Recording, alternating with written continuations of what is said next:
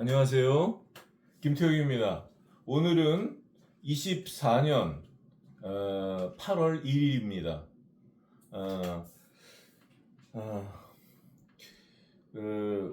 오늘 아침에 제가 이제 그런 생각을 좀 했습니다.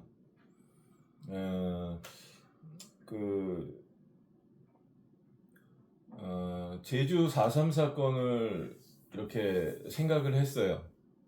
그리고 저희 이제 교통사고 건으로 시작해서 지금 이렇게 뭐 제가 무고죄로 대구 서부 지원 또 통영 지원 그런 곳에서 이렇게 구공판이 회부되어 있는 이런 상황이거든요. 그래서 제가 이제 그런 생각이 들었습니다. 사실은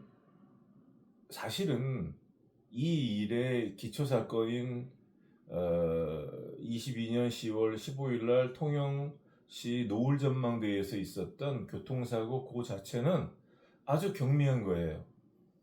그렇지만 지금 많은 국민들이 이 영상을 보셨고 그렇게 2200만 가까이 조회가 됐고 또 요즘에도 하루에 뭐 어쩔 때 10만 어쩔 때 적을 때는 뭐 5만 이렇게 조회수가 나오고 있습니다.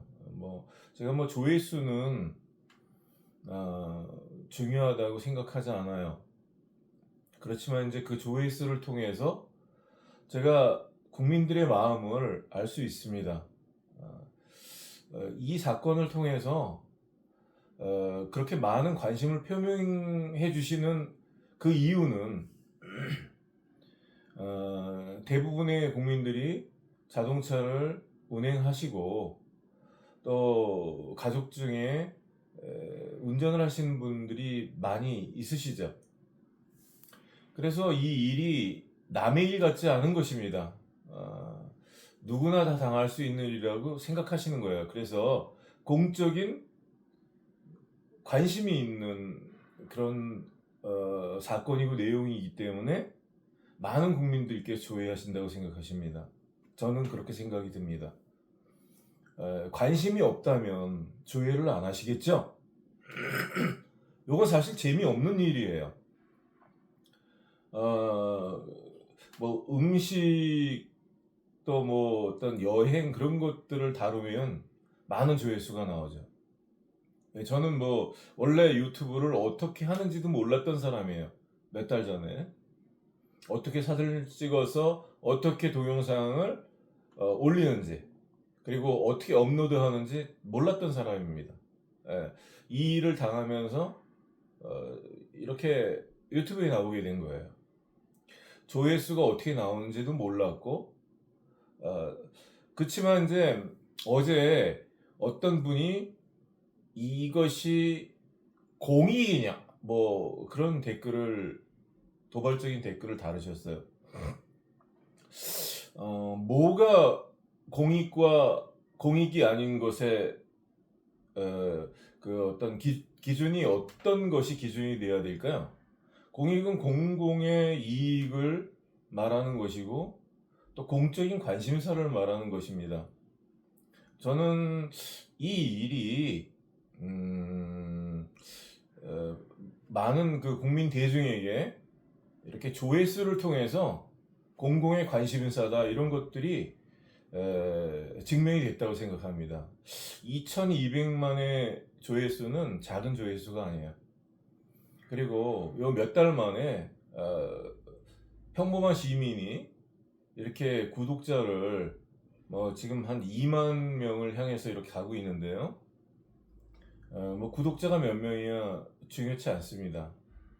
그렇지만 시민들께서 관심이 있으시니까 구독을 해주시는 거예요. 저는 그렇게 생각합니다. 오늘 제가 이제 아침에 일어나서 집사람이랑 성경 말씀을 좀 읽었어요. 그 성경 말씀 가운데 나봇의 포도원을 탐냈던 아합 왕의 기록을 봤습니다. 오늘 또 한 번 봤어요. 그 나봇의 포도원이 아합 왕의 왕궁 근처에 있었는데 아합 왕이 그 포도원을 탐을 냈어요. 그것이 교통의 요충지고 위치가 좋은 부동산이었기 때문에 그곳을 탐을 냈죠. 그거 나한테 팔라 그랬죠. 그랬더니 나봇이 그것은 조상에게 유업을 받은 것이기 때문에 불가합니다 그랬습니다. 이스라엘에는 원래 땅을 영원히 파는 그런 법이 없어요.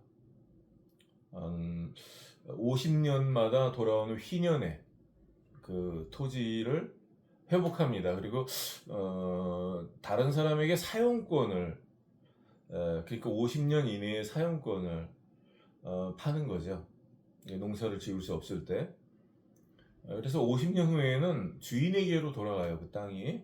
이스라엘에는 그런 토지 제도가 있었고요.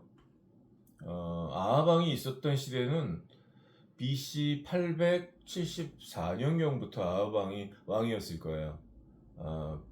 북왕국 이스라엘에. 그 아합 왕은 참 불명예스러운 왕이었는데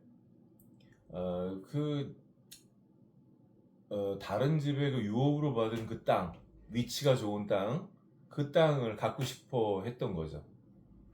이제 안 파니까 그에게 이제 죄를 뒤집어 씌웠어요. 거짓 증인들을 세워서.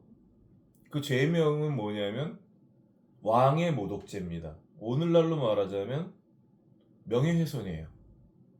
그래서 명예훼손죄로 걸어서 거짓 증인들 둘을 세워서 저 나봇이 왕을 모독했다, 하나님을 모독했다, 뭐 이렇게 거짓 증인들이 말하게 하고 나봇을 끌어내서 돌에 쳐서 죽였습니다. 그리고 그 땅을 뺏었어요. 이스라엘에 이제 이런 일들 후에 뭐 몇십 년 가지 않아서 이스라엘이 점점 망했어요. 무역은 잘 돼서 돈은 많이 벌었습니다. 이스라엘이. 그때 이제 특이한 어떤 상황이 있었어요. 그 주변의 적대 국가들이 아무튼 세력이 약해지기도 하고 그래서 이스라엘을 침략할 수가 없는 그런 시대였거든요. 그때 이스라엘이 이제 무역을 통해서 돈을 많이 벌었습니다. 우리나라랑 비슷해요. 우리나라 지난 몇십 년 동안 한미 상호 방위 조약으로 말미암아서 지난 그 유교 사변 이후에 그 몇십 년 동안 전쟁 없이 참 경제 성장을 할 수 있었어요.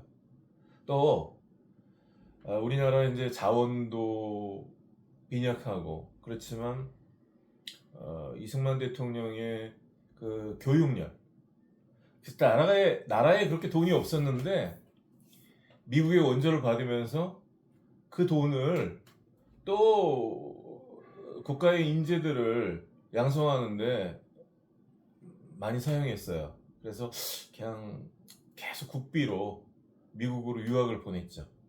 그래서 선진 문물을 배우게 해서 돌아오면 또 그 사람들 등용해서 쓰고 또 그 일이 계속 이렇게 돼서 우리는 아무튼 그 인재들을 통해서 산업화의 어떤 인적 자산을 형성할 수 있었습니다. 그리고 이제 그 시대에 그 우리나라는 이제 무역으로 돈을 벌었어요. 지금까지도.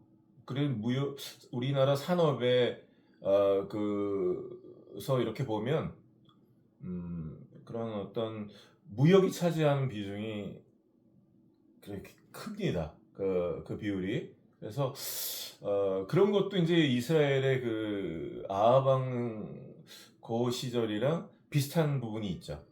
돈을 많이 벌었는데 그 해피엔딩으로 끝나지 않아요.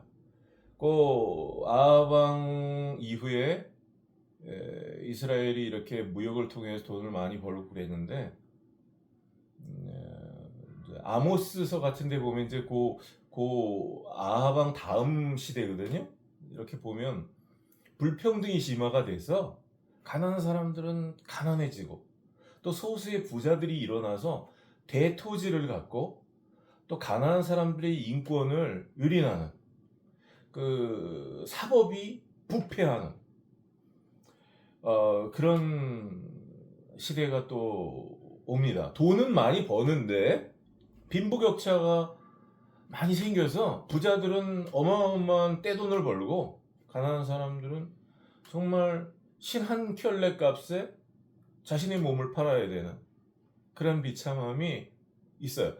이스라엘이 무역을 통해서 돈을 버는데 많이 그건 소수에게 들어가는 것이고 다수의 국민들은 또 가난한 사람들은 정말 말도 없이 말도 안 되는 그런 품삯을 받고 그렇게 살았던 거죠. 이런 표현이 있어요. 아모스서에 보면 부자들이 가난한 사람들이 머리에 티끌까지도 이렇게 탐을 냈다는 말씀이 있어요. 그런 불평등이 심화되고 난 다음에 전쟁이 있습니다. 그러니까 외세의 침략이 있어요. 그래서 이스라엘이 이렇게 불에 타고 망하고 또 포로로 이렇게 끌려가고 그랬던 아픈 역사가 이렇게 성경에는 나옵니다. 저는 이제 오늘 그 아하방의 그 나봇의 포도원을 이렇게 빼앗고요. 그 후의 일들을 좀 오늘 봤거든요. 포도원을 이렇게 뺏었을 때 하나님께서 하나님의 그 사람 누구죠?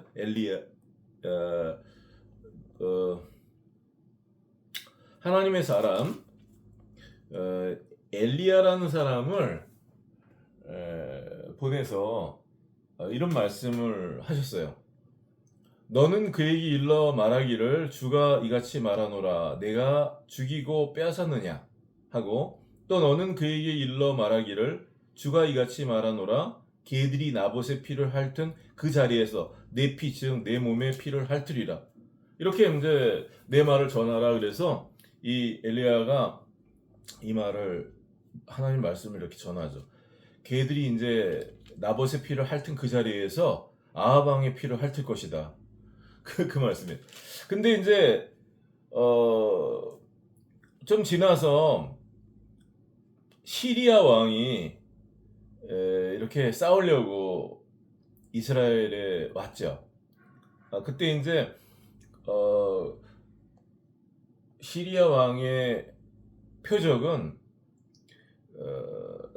아하방이었습니다. 그래서 그 아하방을 이렇게 목표로 했는데 아하방이 이제 그것을 알고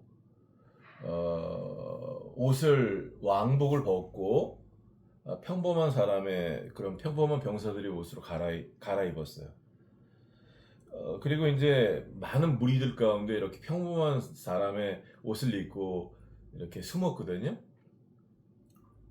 근데 이제 그때는 이제 말이 끄는 마차가 있는 병거에 이렇게 탔는데 아하방이 어떤 사람이 여기 보면 이제 이름도 없습니다. 어떤 사람이 시험 삼아서 활을 쐈어요. 근데 그 시험 삼아서 아무렇게나 쏜 활인데 그 활이 날아가서 아하방의 갑옷 솔기, 지금 갑옷은 보면 이게 철이 이렇게 있잖아요. 근데 철과 철 사이에 빈틈이 있죠. 그 빈틈에 맞은 겁니다. 그 아주 확률이 낮죠. 아무렇게나 시험 삼아 쏜 활에 갑옷 솔기에 맞아서 그것도 뭐 큰 상처는 아니었습니다. 근데 피가 나올 정도의 상처인데, 이제 문제는 그날 너무 치열한 싸움이 있었기 때문에 그 병거가 앞으로 나가지도 못하고 뒤로 가지도 못하고 이거 지혈을 받지 못한 거죠. 하루 종일 오도 가도 못하고 피를 흘리다가 막 헤모글로빈 수치가 떨어지고, 그래서 한 사람이 12 정도가 평균인데 6, 5 뭐 이렇게 되면 사람이 죽지요. 쇼크가 와서, 심장 쇼크가 와서. 그렇게 죽었습니다. 그렇게 죽고 나서 그 병거에 많은 피가 묻어 있었거든요. 그 병거를 연못에 끌고 가서 그걸 씻었죠. 어떤 사람이. 근데 그것을 개들이 핥아 먹었습니다. 그래서 하나님 말씀이 이렇게 이루어지는 것들을 봤어요. 그러니까 악하게 살잖아요. 그러면 남의 눈에 눈물을 흘리게 하면 자기 눈에서 피눈물이 흐른다고 옛날에 어른들이 말씀하셨어요. 우리 그렇게 나쁘게 살면 안 되는 것입니다. 제가 왜 또 이렇게 아합하게 이야기를 했는지 모르겠어요. 제가 어떤 원고를 써가지고 또 딱 그것만 말씀드리면 좋은데, 이렇게 생각나는 대로 말씀드립니다. 아까 말씀드렸던 그 제주 4.3 사건을 통해서 정말 제주도민들의 굉장히 많은 숫자가 돌아가셨는데, 그건 뒤에 배후에 남로당이 공산주의자들이 있었거든요. 그래 이제 김대중 대통령도 그걸 인정하셨는데, 근데 그 4.3 사건의 발단은 지난번에도 한번 말씀드렸지만, 말을 타고 가던 경찰이 3.1점 기념식에서 말을 타고 그 경찰이 가다가 아이를 치었어요. 아이를 쳤으면 내려와갖고 아이 일으켜 세워주고 아니면 치료를 해준다든지, 그러고 부모한테 미안하다고 인사한다든지 그러면 다 해결될 일이에요. 근데 그때는 그냥 가버렸습니다. 아이를 치고. 그 아이가 어떻게 크게 다쳤는지 어떻게 되는지 잘 모르지만 그 일로 사람들이 분노해가지고 말 타고 가는 경찰을 따라가다가 돌을 던지고 막 이렇게 분노를 표출했어요. 그럴 때 경찰들이 또 우르르 나와가지고 총을 쐈습니다. 근데 돌을 던진 사람들이 아니라 옆에 서 있던 어르신들, 가만히 서 있으면서 구경했던 아이들, 이런 사람들이 총에 맞았어요. 많은 사람들이 죽었습니다. 그 일이 발단이 됐던 거예요. 그래서 그 일이 발단이 돼서 남로당 공산주의자들이 개입해서 제주도민과 대한민국 정부 이렇게 이간했던 것입니다. 그리고 거기서 폭동을 일으켰던 거예요. 그래서 그 제주 4.3 사건에 공산주의자가 개입된 건 사실인데, 저는 그렇게 생각합니다. 그 일의 원인은 경찰이 아무것도 아닌 일에 그냥 아이 일으켜 세워주고 또 치료해주고 좀 뭐 미안하다 사과하고 그러면 끝날 수 있는 일에 총을 쏜 거지. 그냥 막 달아나고 자기 잘못을 인정하지 않는 데서 오는 겁니다. 그 일은. 근데 지금 일어나는 이 일도 마찬가지예요. 교통사고 자체는 작은 겁니다. 근데 그것을 인정하지 않는 거예요. 그 잘못을 인정하지 않으니까 저에게 무고죄를 뒤집어 씌운 거죠. 영상도 조작하고 허위공문서도 발행하고 이런 증거들이 나오는 거죠. 그러니까 국민들이 보시고 마음이 안 좋으신 거죠. 내가 당한 일 같이 이렇게 분노하시는 거죠. 많은 국민들이. 그래서 공적인 관심사가 된 거죠. 이런 일들이 커지지 않고 그런 이 사회에 혼란을 일으키고 싶은 사람들이 이용할 수 없었으면 좋겠습니다. 진심입니다. 하지만 어떤 문제를 해결해야 되잖아요. 그 뭐 저에게 영상을 조작하고 허위 공문서를 하고 6명의 경찰들이 그 배우에 또 그렇게 고소하라고 시킨 사람들이 있죠. 저는 그 사람들이 문제라고 생각합니다. 그 위에 있는 선. 내가 그 고발장을요, 경남경찰청에 경찰청장에게 제출을 했는데 그게 허위라는 거죠. 내가 그 고발장에 뭐 허위 공문서를 발행했다. 통영경찰서에서 운전자 바꿔치기를 시인했는데 범인이 그거 부인하고 있다. 내 고소장을 받지 않고 접수증도 주지 않는다. 이런 내용을 썼습니다. 이게 허위라는 거죠. 제가 이제까지 너무 많이 말씀을 드렸기 때문에 또 반복하지 않겠습니다. 그거 허위 아닙니다. 진실입니다. 근데 그게 허위고 무고라는 거죠. 그래서 경찰관들이 저를 무고로 고소했는데, 그렇다고 뭐 제가 네, 그렇습니다. 내가 그렇게 했습니다. 이렇게 할 수는 없어요. 그게 뭐 저한테만 그러겠습니까? 많은 시민들에게 이제까지는 그래 왔다는 건데, 그거 고쳐야 돼요. 그렇게 죄를 뒤집어 씌우면 안 되는 것입니다. 우리나라는 법치국까지 법의 근거로 죄가 구성되지 않는데 그걸 갖다가 경찰이 공소할 수 없는 거예요. 또 그 공소를 검찰이 받아서 기소할 수 없는 것입니다. 근데 그 과정 가운데서 가짜 체포영장을 가지고 와서 체포했죠? 이것도 사실 큰일입니다. 그럼 많은 분들이 보시는 거예요. 그 체포영장 원본입니다. 그 영상이 쇼츠 영상이 뭐 130만, 140만 이렇게 조회수가 나왔어요. 누구나 다 아시는 거니까 그거는 가짜니까. 그 천공 표시도 없고, 법원표 마크도 없고, 전산에도 없고, 이런 게 무슨 체포영장 원본입니까? 그 체포영장 원본입니다. 너무 기가 막히니까 국민을 체포할 때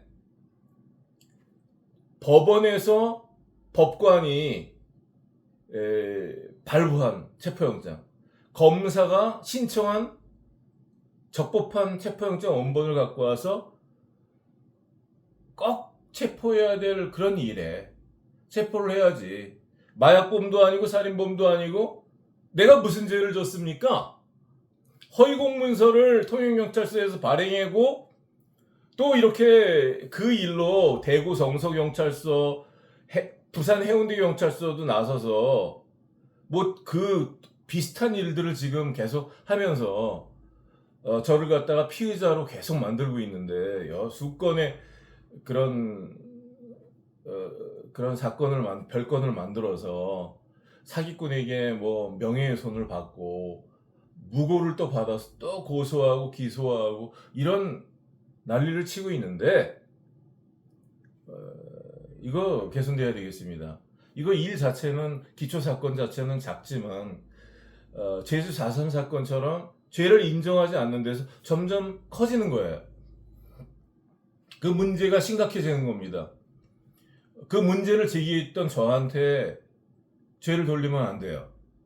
요거 개선돼야 됩니다. 어떤 국민에게도 이렇게 하면 안 돼요. 법에 근거해서 죄가 구성되지 않는 것으로 소추할 수 없는 것입니다. 우리나라 헌법에 그렇게 되어 있습니다. 우리나라 헌법에 국민의 자유권이 있어요. 신체의 자유가. 그렇게 아무렇게나 기분 나쁘다고 나의 범죄 사실을, 경찰관의 범죄 사실을 감히 말했어 이러고 국민을 가짜 체포영장 같은 것으로 마구잡이로 체포해서 감옥에 가두고 그러면 안 되는 것입니다. 제주 4.3 사건 때에는요, 그 일로 말미암아서 파업이 있었는데 그때 파업 요구사항 몇 가지가 제 마음 가운데 남아요. 고문을 하지 말아 주십시오 이런 거예요. 그 당시에 고문을 했던 것입니다. 일제시대 때 고문을 했던 그 습관을 그대로 가지고 고문했던 거예요. 그 시민들을 고문했던 거예요. 그냥 일반 이런 일. 아마 저도 제주 4.3 사건 그 당시에 제주도에 있었다면 제가 뭐 이런 것들을 보고 뭐 이런 것들로 지금 경찰관 6사람이 저를 고소했지만 고소하기 전에 끌고 가서 아마 고문부터 했을 겁니다. 그래도 할 말은 해야죠. 목에 칼이 들어와도 해야죠. 저에게 어떻게 하더라도 내가 말하지 않을 수 없습니다. 이것은 저에게만 했던 짓이 아니에요. 댓글에 많은 사람들이 피해를 호소하고 있습니다. 특히 통영지역, 경남지역. 요거 해결되어야 되겠습니다. 요 일에 통영경찰서를 감싸주고 또 죄를 만들어서 가짜 체포영장을 신청하고 발행하고 또 그 일을 덮으려고 또 무고죄를 뒤집어 씌우고 명예훼손을 하고 거기에 관련되는 공무원 여러분 그냥 넘어갈 수 없어요.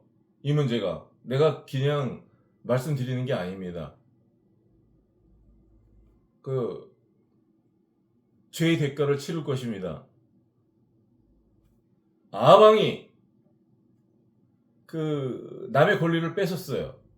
그건 부동산에 관한 권리였어요. 주위 조상에게 유업으로 받은 것을 뺏었습니다. 상대방 돌로 쳐서 명예훼손으로 왕을 모독했다 그래서 남의 눈에서 눈물이 흐르게 하면 자기 눈에서 피눈물 나오는 거예요. 누가 우연히 쏜 화살에 그것도 우연히 그 철과 철 사이에 솔기에 맞아서 그 큰 상처도 아닌데 피가 흐를 뿐인데 지혈하면 되는데 오도 가도 못하고 있다가 피가 너무 많이 흘러서 쇼크사로 죽은 것입니다. 그 피를 개가 핥아먹었습니다. 4.3 사건 때 그 일로 서북청년단을 끌어들였어요. 그리고 그때는 이제 국군이 창설되기 전이었죠. 네, 신탁통치 기간이었기 때문에 미군이 들어와 있었죠. 또 미군을 끌어들였어요. 미군이 뭐 우리나라 형편을 잘 모르잖아요. 공산주의자들이 폭동을 일으켰다. 그 정도를 알고 미군이 그 고문관이랑 이런 사람들이 파견이 됐는데 나중에 이제 제가 봤거든요. 그 자료를. 고문관으로 파견된 분이 그래요. 그 사람 공산주의자들을 잡았다 경찰들이 그래서 총에 쏴서 뭐 죽였다 그러고 가보면 사람들이 이렇게 누워 있는데 이 사람들 무기가 어디 있냐? 그러면 무기가 없다는 거죠. 무기가 없어요, 무기. 그러니까 일방적으로 양민들을 학살한 것입니다. 그래서 그걸 의심했었어요. 그 고문관들이, 미군 고문관들이. 그러면 공산주의자를 잡았으면 그 사람들이 사용했던 어떤 칼이라든지 총이라든지 이런 게 있어야 되는데 그게 없었던 거죠. 그렇게 거짓말을 했던 것입니다. 그래서 두고두고 공산주의자들이 친일, 일본, 미국을 끌어들이는 거예요. 그래서 이렇게 미국과 함께 이렇게 제주 양민들을 학살했다. 이렇게 선동을 해왔던 거죠.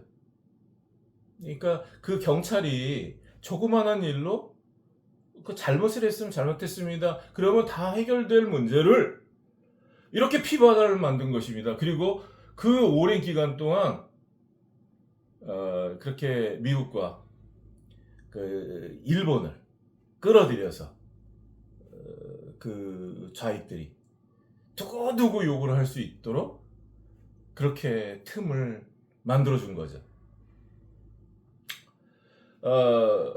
통영경찰서나 경남경찰청에서 이 일을 이렇게 처리하면서 윤석열 정부는 욕을 먹는 것입니다. 욕을 먹는 거예요. 대한민국 공무원들 전체가. 경찰들이 욕 먹는 것이 근데 좀 마음이 좀 안 좋더라고요. 경찰관 중에 좋은 분들이 또 많이 계시죠. 정의로운 분들이. 얼마나 그분들의 그 수고가 아름답습니까? 이 일로 모든 경찰관들이 매도되면 안 될 것입니다. 그렇습니다. 그리고 요거는 제가 꼭 좀 말씀드리고 싶었어요. 좀 올해 6월 25일 전에 그 전주 같아요. 해운대에서 시위를 하는 사람들이 젊은 사람들이 시위를 하면서 갔는데 한 100여 명 됐을까요? 100명 정도? 대부분 이 뒤에서 따라가시는 분들은 여학생들이 많았고 대학생 같이 보였는데 앞에 선두에 있었던 한 30대 남자들은 좀 이렇게 해서 get out 그러면서 미군들을 향해서 이렇게 나가라고 우리나라에서 그렇게 계속 말했습니다. 좀 모욕적인 말들을 했어요. 네이비 get out, get out 그러면. 근데 그렇게 말만 한 게 아니라 그 옆에 술집 같은데 피자집 같은데 앉아 있는 그 서양인들, 군인일 수도 있고 관광객일 수도 있는데 젊은 사람들, 그 사람들 향해서 이렇게 막 눈을 부릅뜨고 막 이러면서 위협적으로 나가라고 get out 하라고 막 이렇게 했던 것들을 제가 보고 좀 깜짝 놀랐어요. 근데 그 좌우로 경찰들이 쫙 그 시위대를 호위하는 듯한 저는 그런 느낌을 받았어요. 왜 내가 그런 느낌을 받았냐면 아마 그런 식으로 중국에서도 안 합니다. 중국에서도 얼마 전에 일본에 대한 그런 인터넷에서 비난을 한다든지 그런 것들을 했던 그런 블로그들을 다 이렇게 운영하지 못하게 조치를 했어요. 그 수저우에서 일본인이 칼에 맞아서 이렇게 피살되는 사건이 있었잖아요, 얼마 전에. 근데 이제 그 일들을 인터넷에서 좀 속좁은 그런 국수주의적인 입장에서 일본을 비난하는 거죠.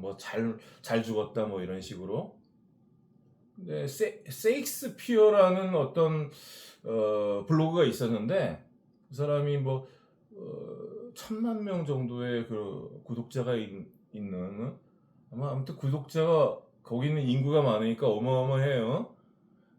일본을 비판하는 그런 블로그인데 굉장히 많은 사람들이 지지를 받는 그런 블로그인데 그 폐쇄당했죠. 폐쇄당하고 근데 중국에서도 그렇게 합니다. 왜냐하면 그것이 지금 경제라든지 국제 정세에 국익에 부합하지 않으니까 빨리 하는 거예요. 못하게. 중국은 참 반일 감정이 많은 나라예요. 그리고 무슨 국경절이라든지 그럴 때에는 일본 사람들이 나오는 영화가 많은데 일제시대 때 칼로 막 중국 사람들을 죽이고 괴롭히고 그런 거 많이 나와요. 그런 영화들이. 그래서 일본에 대한 그런 인식이 좋지가 않은데 그래도 국가에서 나서서 그렇게 못하게 하는 겁니다. 지금 외국인 투자들이 다 철수하고 있고 중국 경제 어렵고 그런데 이렇게 반일 감정이 막 퍼져나가고 그것도 이제 일본인이 이렇게 피살돼서 죽었는데 그런 것들이 퍼져나갈 때 뭐가 도움이 되겠어요, 중국에? 그거 빨리빨리 판단하는 거죠. 못하게 하는 겁니다. 근데 제가 얼마 전에 6.25 전주에 그런 식으로 하는 걸 보고 깜짝 놀랐어요. 부산 경찰청 들으십시오. 부산 경찰청은 뭐 하는 곳입니까? 시민이 당한 어떤 피해가 있기 때문에 범죄를 고발했더니 그게 사실임에도 불구하고 허위 사실을 적시한 명예훼손이다. 왕을 모욕했다. 이래갖고. 당신들이 왕이에요. 어떻게 그렇게 죄를 뒤집어 씌워서 여러 가지 여러 재판에 받을 수 있도록 이렇게 하고, 지금 중국도 그러지 않는데 어떻게 그 시위하는 사람들 양쪽으로 서서 그렇게 그 옆에 앉아있는 서양인들을 향해서 그렇게 모욕을 주고 그렇게 위협을 할 때 그거를 못하게 해야죠. 구호 정도 외치고, 뭐 의사표현의 자유가 있고 집시법에 우리가 그 집회를 할 수 있다면 그 정도로 보호해야지. 그 앉아있는 사람들이 얼마나 황당하겠습니까? 그런 것들이 전파가 되는 거 아니에요. 한국에서 그런 대우를 받은 것이. 그 얼마 전에 북한은 러시아와 군사동맹을 맺었습니다. 대한민국 경찰청, 부산경찰청, 여기 해운대 관할이니까 부산 해운대 경찰서, 그 옆에 쭉 서 있던 경찰관들 잘못했다고 생각해요? 그건 정말 모욕죄예요. 어떻게 그렇게 하면서 우리가 우리 대한민국의 안보를 그 보장받을 수 있다고 생각하십니까? 그런 일들이 국익에 부합하지 않고 국익을 해친다는 것을 다 알고 있지 않습니까? 제가 얼마 전에 이런 사실을 알게 됐어요. 그 대한민국 경찰이 중국 공안과 교류가 있다는 거.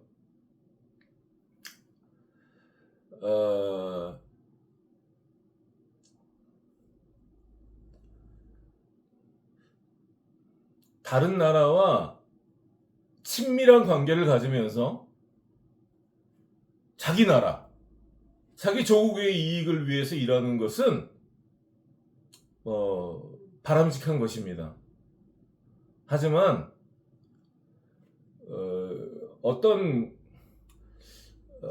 매국노처럼 나라에 해를 입히는 그런 일들을 자기 이익을 챙기기 위해서 그런 일들을 하면 아니 된다고 생각합니다. 그 젊은 경찰들이 그렇게 행동할 수 있었던 것은 어떤 지시가 있지 않았나 하는 의심을 합니다.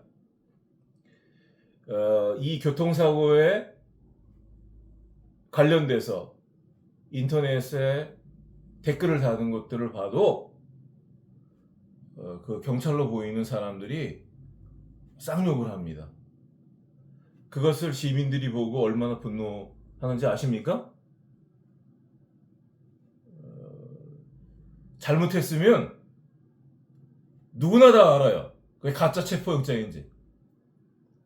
잘못을 했으면 사과하고 관련자들 처벌하면 빨리빨리 끝나는 거예요.